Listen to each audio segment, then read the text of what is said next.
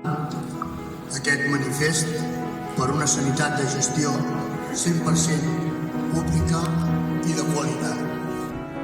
Exigim també que es respecti el pacte de salut signat per l'Ajuntament de Terrassa i la Conselleria de Salut en l'any 2023. Les llistes d'espera que tenim, les urgències indignes com les tenim, com estan els treballadors. I arribat el moment d'unir forces. Estem presents perquè junts fem la força, no ens oblidem d'això. Convoquem a tota la ciutadania de Rubí i la comarca a la manifestació del 14 de febrer a les 11 hores a la plaça de l'Estació.